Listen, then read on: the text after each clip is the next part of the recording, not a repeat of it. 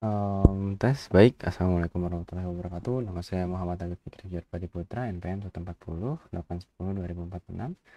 Dan pada kesempatan kali ini saya akan mempresentasikan mengenai hasil eksplorasi saya mengenai data semantik TTL, di mana dijelaskan bahwa ditanyakan mengenai informasi data apa saja yang bisa didapatkan, query seperti apa yang dilakukan untuk mendapatkan informasi tersebut, apa saja kesamaan antara mahasiswa kelas A dan kelas B, dan adakah data yang tidak relevan yang ditemukan jika ada. Dan berikut informasi yang saya temukan dari dataset yang diberikan. Pertama, merupakan query untuk menunjukkan semua mahasiswa kelas A, dan untuk hasil query-nya seperti ini.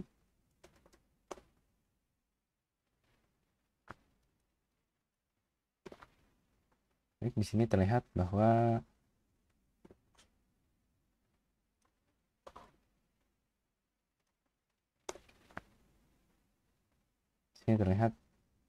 data kelas A di mana memiliki NPM, kolom first name, kolom middle name, dan kolom last name. Dan di sini tidak ada duplikasi data. Selanjutnya, data mengenai mahasiswa kelas B. Dan di sini pun sama. Yang dikembalikan adalah NPM, first name, middle name, dan last name dari mahasiswa kelas B. Dan selanjutnya ada data untuk kedua kelas atau seluruh mahasiswa. Di sini dapat dilihat dari NPM paling atas. Dan ini untuk mahasiswa kelas A di mana memiliki NPM ganjil, dan di sini mahasiswa kelas B di mana memiliki NPM genap. Dan di sini pun tidak ada duplikasi data. Selanjutnya, untuk penjelasan mengapa tidak ada duplikasi data antara mahasiswa kelas A dan kelas B.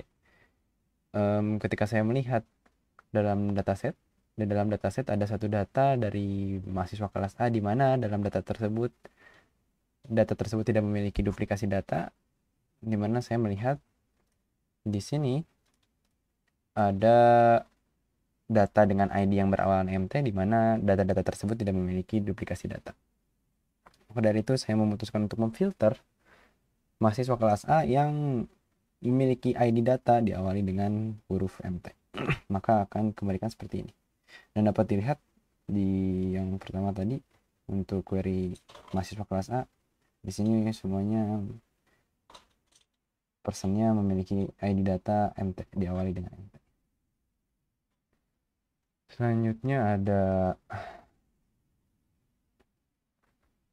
informasi mahasiswa kelas B yang memiliki berat badan lebih dari 60. Di sini saya mengambil semua mahasiswa kelas B, tapi saya filter di mana untuk berat badannya yang akan ditampilkan hanya mahasiswa dengan berat badan yang melebihi angka 60. Menggunakan sintaks filter seperti yang di highlight di sini. Selanjutnya ada informasi umur pada mahasiswa kelas B. Umur.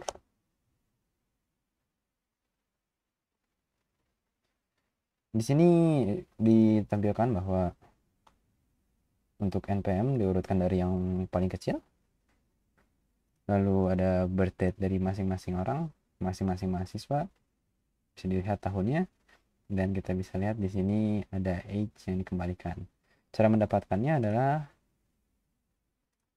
di sini dalam kolom birth date memiliki tanggal, bulan, dan tahun, dan saya memutuskan untuk memisahkan ketiga variabel tersebut dan memasukkan ketiga variabel tersebut kepada variabel baru seperti variabel year, variabel month, dan variabel date. Setelah itu untuk variabel year dikurangi tahun sekarang, dan selanjutnya jika bulan kita sekarang itu lebih kecil daripada bulan pada birth date atau bulannya sama dengan birth date, dan hari ini itu lebih kecil daripada pada birth date, maka akan age dari mahasiswa akan ditambahkan 1, dan ini akan menghasilkan umur yang presisi untuk setiap mahasiswa sesuai dengan tanggal, tahun, dan bulannya. Selanjutnya ada informasi mengenai merek laptop beserta banyak pengguna dari merek laptop tersebut. Di sini saya select listing laptop dan count as jumlah.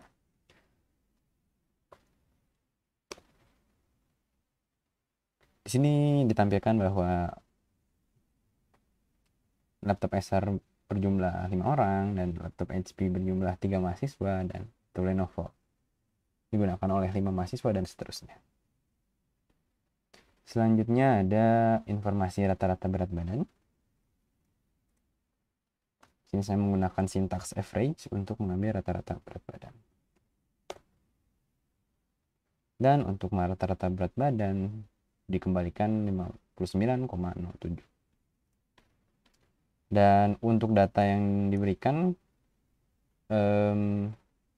pada instruksi diharuskan untuk mengakses alamat server http://10.92.66.41 port 3030, dan saya melakukan penyalinan data kepada komputer lokal karena saya jaga-jaga apabila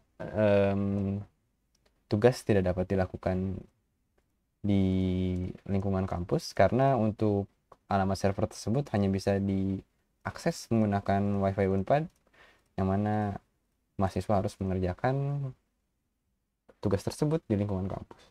Maka dari itu saya melakukan duplikasi data dari data yang diberikan pada alamat server tersebut kepada